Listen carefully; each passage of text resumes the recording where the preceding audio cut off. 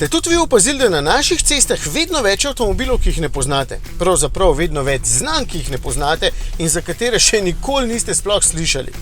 In praktično vse so z Kitajske, kar pomeni, da je kitajska avtomobilska industrija konkretno zakorakala na naše ceste. No, zapeljala bi mogel reči. Tudi v naših oddajah ste lahko videli kar nekaj kitajskih avtomobilov. Spomladi sva bila z Matejem na salonu v Šanghaju in se prepričala, da je v bistvu noro, kako daleč so prišli z napredkom v nekaj letih. No, tudi v tej sezoni ste pravzaprav lahko videli nekaj takšnih avtov, tudi tega Dongfeng Box se imenuje in smo že pokazali, zakaj je zelo zanimiv.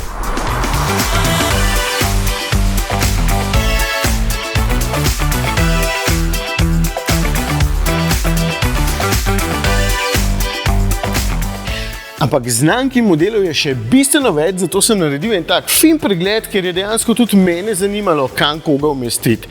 Je pa res, da tudi te znamke pri nas rastejo kot gobe po dežju, kar pomeni, da bo mogoče 2 tedne zatem, ko tole gledate, pri nas že spet kakšna nova znamka. Ok, zaenkrat jih je med osebnimi avtomobili 8 različnih, pa 200 med lahkimi gospodarskimi vozili. Tale spada med osebne avtomobile, lahko bi bil pa v kategoriji tanki.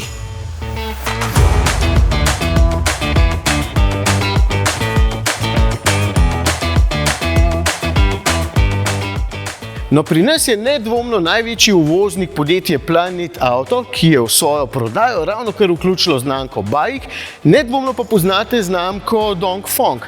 Ampak tudi Dongfeng ima potem več podznamk, naprimer Box, evo ga, pa Voya, M-Hero in seveda Forting. Predstavljajte si Dongfeng kot skupino Volkswagen in v tem primeru je Dongfeng torej krovna družba.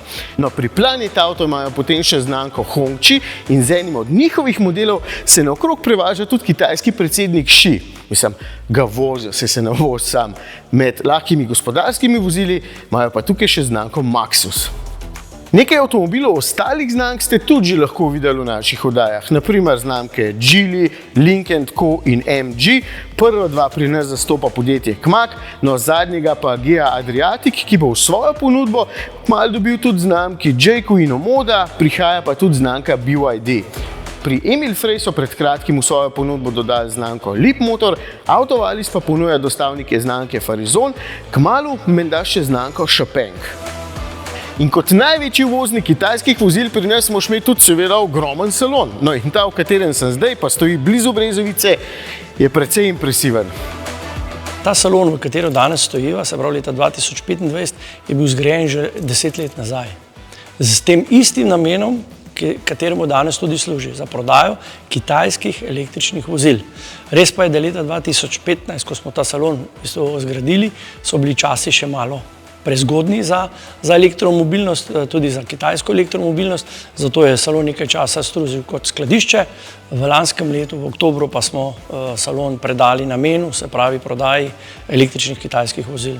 Prihodnost je sončna, je obnovljiva in tudi električna, tako da naši plani predvsem na področju kitajskih vozil je pripeljati še dodatne blagovne znamke, seveda tiste, ki so zrele, da prihajajo v Evropo, hkrati pa tudi spodbujati mobilnost kot storitev. V planu imamo že v naslednjem letu, da pripeljemo robotaksije v Ljubljano, seveda, če bo mesto temu tudi naklonjeno, se pravi, to so vozila brez šoferja, kjer se lahko potniki, občani vozijo v bistvu brez lastne vožnje ali pa voznika.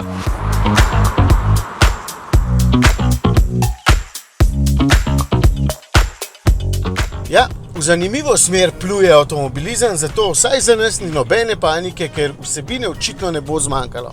Grem pa lahko po novinarsko raziskovati še naprej. Vi ste zdaj izbrali svoj nov Dongfeng avtomobil. Seveda se vam zato ni treba peljati v Kamnik pod Krivom, če vam je to predaleč. Prodajalcev in serviserjev je pri nas v Sloveniji že 25. V bistvu so vsi konci Slovenije kar dobro pokriti. Evo, jaz vam zdaj že njihov drug model. Servisi številčno torej ne bo težav, ker jih je dovolj. Kaj pa, če ne gre samo za klasičen servis z menjavo olja ali pa za kakšno malenkost pri električnem avtu? Kaj pa, če kakšna stvar dejansko odpove ali pa imate nezgodo in je kakšen del treba zamenjati? A bo treba čakati, tako kot jaz na Alibabi, 2 meseca za en paket? Ja, rezervni deli so urejeni, tako kot pri vseh ostalih principalih, se pravi, naša matična firma Dongfeng ima centralno skladišče za celo Evropo na Nizozemskem, v Venlu, kjer v bistvu so shranjena vsa rezervne deli za vse modele. Mi kot uvoznik za nekaj trgov pa imamo tudi lokalno, bom rekel, skladišče rezervnih delov tukaj, hkrati pa tudi v primeru, če rečemo, kakšnih kosov, ki jih mi nimamo ali pa slučajno v Venlu, to so glih v prihodu, si pa tudi z ostalimi uvozniki pomagamo iz Italije, Slovaške, Poljske, Bolgarije, se pravi, nas je v bistvu v Evropi, vse države so že pokrite, tako da z rezervnimi deli uradni postopek, uradna dobava, vse normalno teče. Svetila, odbijači stekla so na zalogi, tako da v bistvu to lahko dobava v bistvu istem dnevu iz našega skladišča. Postopek teče tako kot pri ostalih, se pravi, greš k lastnemu serviserju, on naroči rezervne dele pri nas in mi jih dnevno dobavljamo potem komplet naši prodajno-servisni mreži, ki nudijo v bistvu kompletno storitev servisa in pa prodaje. Garancijo imajo vozila različne garancijske dobe, električna malo daljša, zaradi baterije do 8 let, bencinska 5 let, tako da v bistvu to je standardno, tako kot pri vseh ostalih znamkah. Ok, stvari se očitno prilagajajo in razvijajo zelo hitro. Sicer pa, če vi ne poznate vseh teh znamk, še ne pomeni, da podjetja ne obstajajo dolgo. Dongfeng je svoja vrata recimo odprl že leta 1969, kar pomeni, da avtomobile izdelujejo že dolgo časa in ni bojazni, da bodo jutri zaprli vrata, vi boste pa ostali brez vse podpore.